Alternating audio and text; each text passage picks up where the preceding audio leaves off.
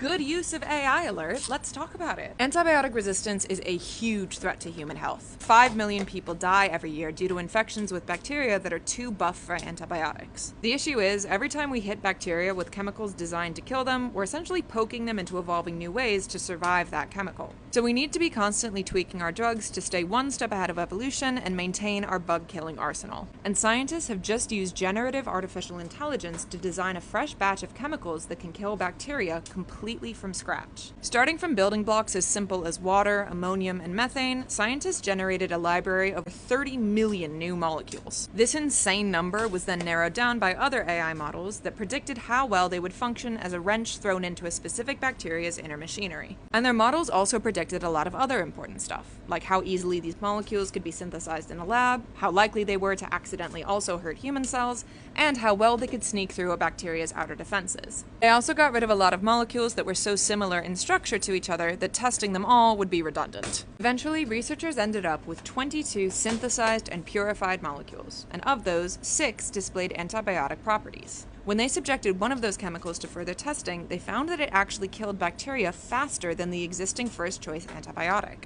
Even when researchers actively encouraged bacteria in their labs to evolve a way to resist it, they were unable to do so, suggesting a very promising head start on evolution. Finally, and most excitingly, this computer-designed antibiotic worked against 10 different strains of bacteria that had previously evolved resistance to existing medications. This study not only gave us new candidate antibiotics, it also gave us a pool of brand new chemical structures that we can study for how they work and use that information to design even more drugs. And all of this came from a responsible, ethical, and scientifically sound use of generative AI.